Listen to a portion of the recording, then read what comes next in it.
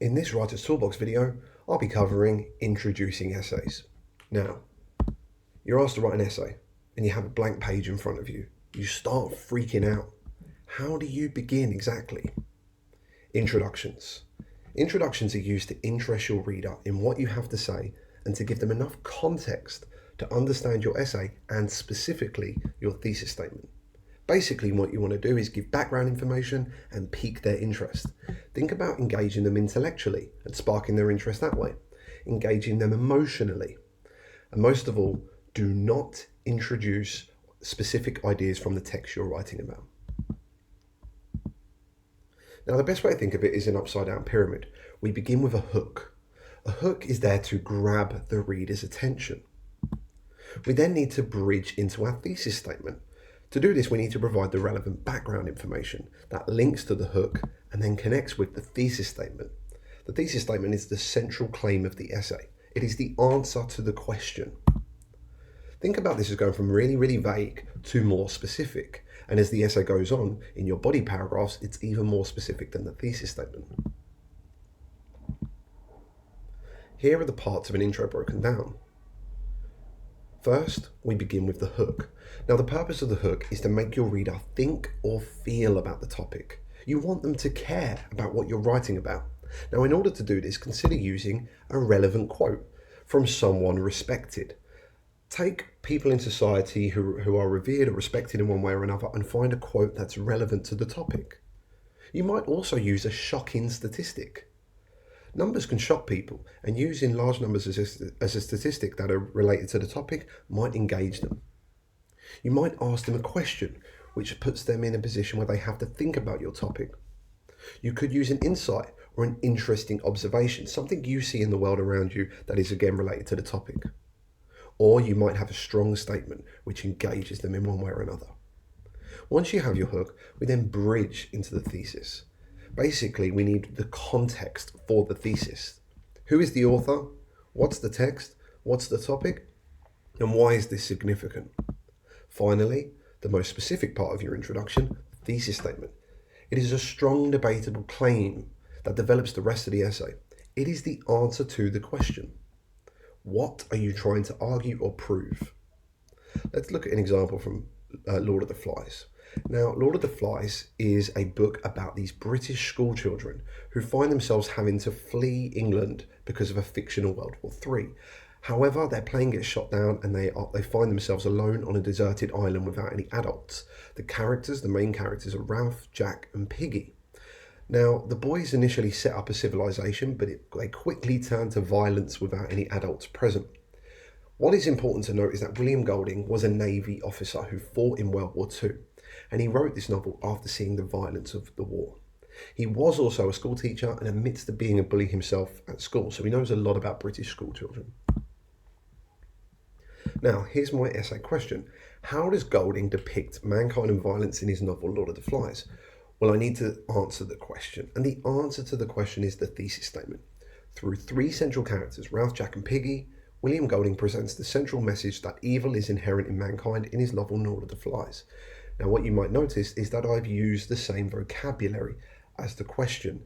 This is what connects it.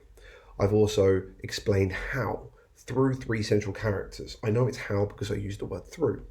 Now, once I have my thesis statement or my central claim, I can start planning my essay and consider my body claims. The first one, throughout the story, Golding highlights the more violent and evil side of human nature by using Ralph as a flawed protagonist who bullies others. My second body, Golding presents mankind as inherently evil through using Jack as a symbol for man's violent subconscious. And my final body, the central message of Lord of the Flies that man is inherently evil, is even developed through the weakest character, Piggy, who manipulates others for his own benefit.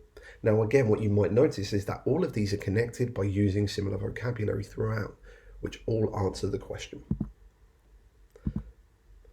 So, when I'm writing an introduction, believe it or not, the first thing you want to do is think about the thesis statement. This is the answer to the question, and it guides the essay. It's one of the most important components of your whole essay. So do this first. Next, you want to do your hook. And the reason for this is your bridge depends on your hook. You can't connect the two without the hook first. So we go thesis, then hook. Here are 3 examples I could use. The first, getting the reader to imagine something. Imagine storming the beaches of Normandy on D-Day, facing German machine guns from trenches on the hills as they shoot all of those fighting alongside of you. I've also got a quote. Famous author of Heart of Darkness, Joseph Conrad, once wrote, "The belief in a supernatural source of evil is not necessary. Men alone are quite capable of every wickedness." Now you can see how these hooks are related to the thesis statement. They are about violence. Please ensure your hooks are related to the topic. Another hook I could use, casualties for the D-Day landings in World War II are estimated between 10,000 and 19,000. All of these hooks are about violence, so they're connected back to the thesis statement. I think I'm going to choose this one. So now I have my hook. I need to think about how I'm going to bridge from the hook to the thesis. Here are the things I need to cover: the text and its author, the themes of violence and human nature, and, because I've mentioned it, because it's important and significant, the author's experiences in war. The scene would not have been difficult for William Golding, the author of Lord of the Flies, to imagine. I've directly related it to the hook by writing this. This is what comes before it. This scene, this imagined scene of storming the beaches, would not have been difficult for William Golding, because he was a naval officer who fought in Normandy during the D-Day landings. I've covered the author's experiences, and I've introduced the author in the text already. In fact, it may have been these sights and experiences which left him with a pessimistic view of humanity.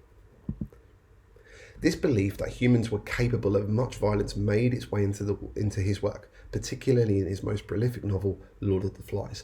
I've talked about violence, I've talked about the book, I've talked about the author and his experiences in war. The thesis statement and the hook are well connected. And all I do then is put this together. I can ask myself, have I hooked or engaged the audience? Have I bridged it effectively? Is there a connection between the hook and the thesis statement? Have I given the relevant context? And does the thesis statement answer my question and guide my essay?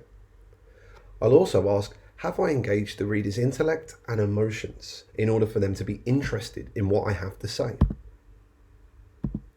Remember, when you're writing a thesis, when you're writing an introduction, you're trying to give the relevant background information you need and get the reader's attention.